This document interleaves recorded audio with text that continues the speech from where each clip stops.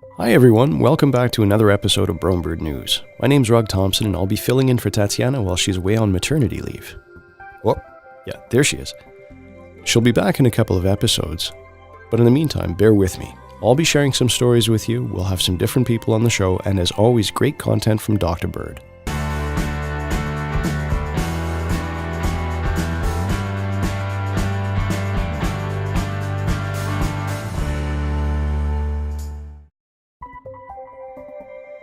Get ready for the Great Backyard Bird Count. From February 15th to the 18th, you can count birds for as little as 15 minutes a day, and then report your sightings on birdcount.org. It's a great excuse to relax and slow down a little bit, and it's also a fantastic way to get new people interested in birding.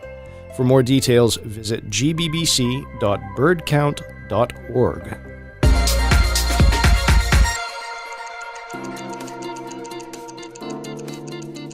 Hi everyone, I'm Jody from Brome Bird Care's customer care team. This week we're using Brome Bird News Environment to talk about our products and packaging. Did you know that our feeders are 100% recyclable? Here at Brome Bird Care, we truly do care about the environment.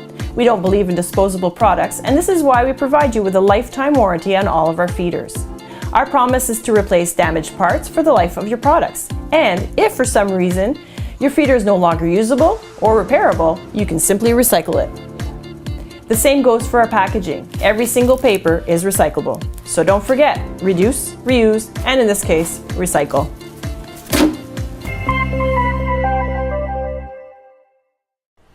Are you enjoying the numbers and variety of finches and the like at your feeders this winter?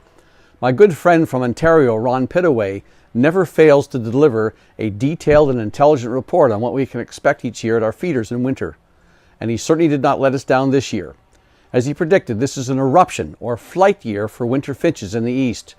Because the cone and birch seed crops are poor to low in most of Ontario and even in the northeastern part of the continent, Ron predicts it will be a quiet winter in the North Woods, but quite a busy time at our feeders. If you're living in southern Ontario and Quebec, the Maritime Provinces, New York, and the New England states, keep your feeders well stocked because the birds will be facing a hard time finding natural foods. Since spruce, birch, and mountain ash crops are doing well in Western Canada, it'll be business as usual. Red and white-winged crossbills and even pine siskins will likely wander west to take advantage of that food source, whereas pine grosbeaks, common and even hoary redpolls will head south to dine at feeders in the northeastern part of the continent. You might even get treated to both pine and evening grosbeaks, and perhaps even a flock of Bohemian waxwings if you've got ornamental mountain ash trees and crabapple trees in your neighborhood. If you want to maximize your chances at seeing these birds, put out Niger seeds for the redpolls and black oil sunflower seeds for the grosbeaks. It's long been known that exposure to lead can be bad news for humans, but no one's ever studied what non-lethal amounts can do to animals and birds. A new study done on northern mockingbirds examined 3 different areas of New Orleans that had higher than normal lead content in the soil. Researchers recorded the bird songs and took blood and feather samples of 34 mockingbirds within those areas. They also installed a few dead, stuffed mockingbirds in aggressive poses.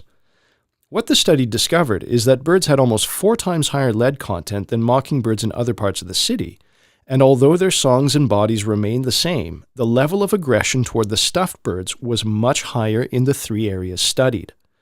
All this goes to show that lead is as bad news for birds as it is for humans. The real concern is that it takes a lot less lead to poison a bird than it does to poison a human being. Do you ever wonder how birds can fly through dense forests and jungles without crashing into trees all the time?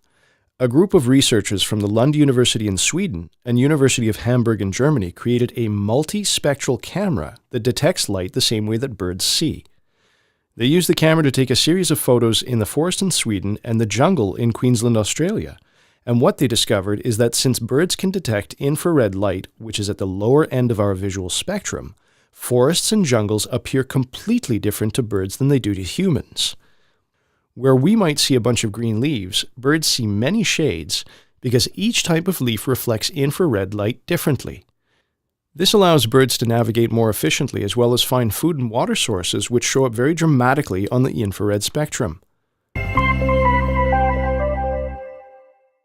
Federal employees aren't the only ones affected by the government shutdown. An injured white pelican was found in Waukesha County earlier this month and has been staying at the Wildlife and Needs Center. The white pelican, which has an old injury to one of its wings, has developed arthritis and is no longer able to migrate with the rest of the flock. A permanent home has been found at a zoo in El Paso, Texas, but in order for the pelican to be moved, the U.S. Fish and Wildlife Service need to approve the transfer. Hopefully, this 3-week opening of the government will allow the order to go through so the white pelican can move to its new forever home. And that's it for this episode. I'll be back with you for the next one, and Tatiana will be back for the episode after that. Don't forget to visit birdcount.org to get all the information you need for the Great Backyard Bird Count. Happy bird feeding!